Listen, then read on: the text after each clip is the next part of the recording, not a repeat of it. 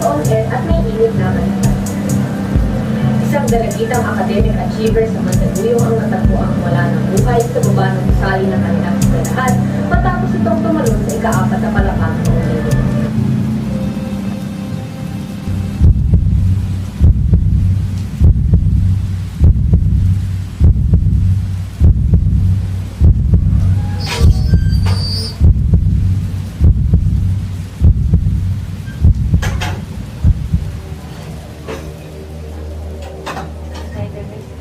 Nung oras na? Gabi na. Saan ka galing? Tagalan lang po sa... Groupings na naman? Sabi ko hanggang alas 6 ka lang, di ba? Sorry. Uwi ba ng matinong babae yan? Umakyat ka na doon at mag-BS. Tumatang to.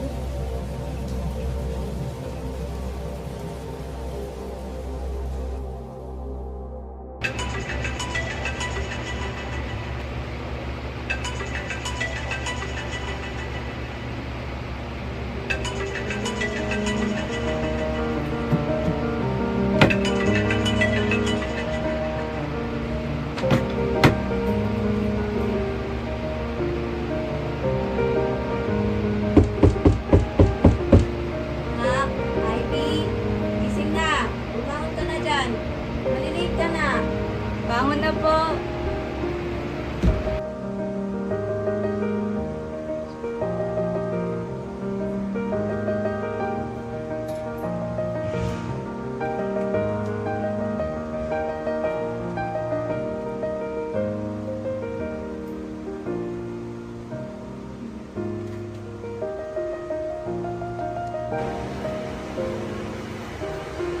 Ma, alis ka na?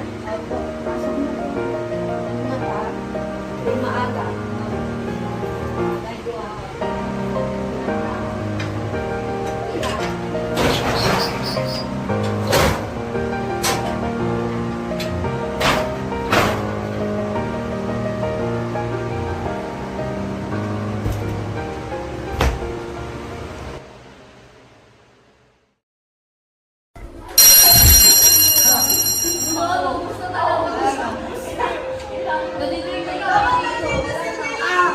Ay, ang kaibigan ko nga pala.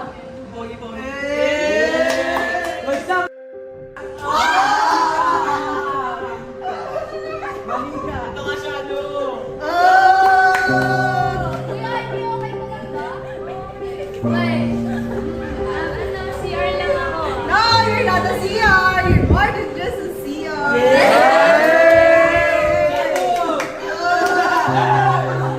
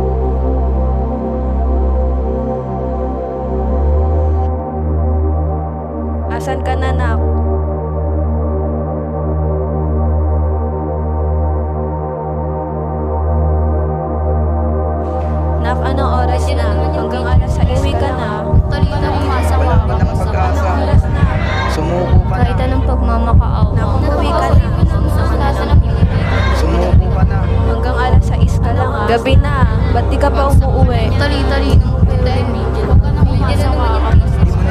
Nak, umuwi ka na.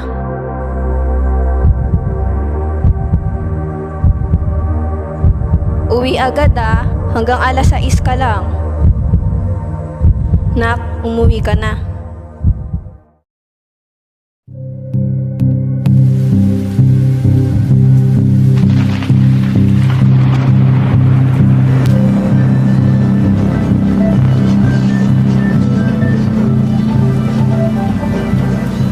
Magandang araw Pilipinas, magandang araw lungsod ng Mandaluyong. Ako si Dayan Labuerta, kakulit mo sa on-air at may init na balita.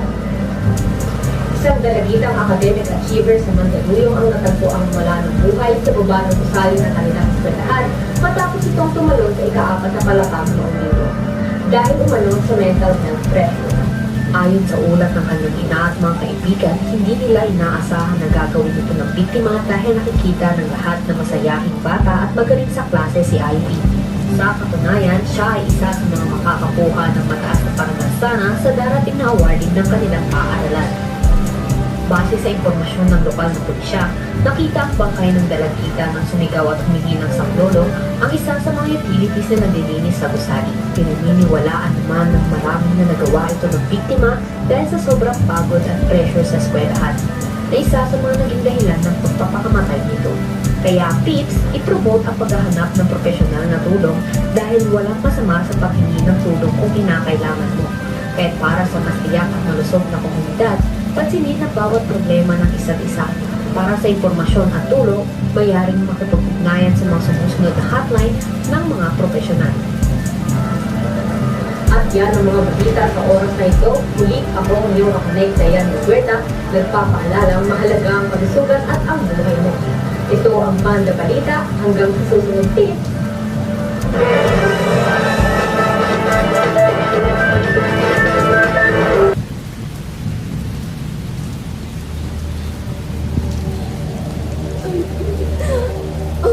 Ano po?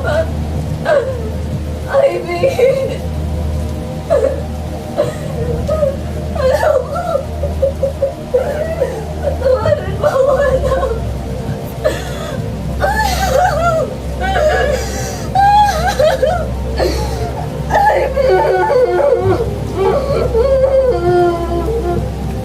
Ano po? Ivy! Bakit nagawa ito?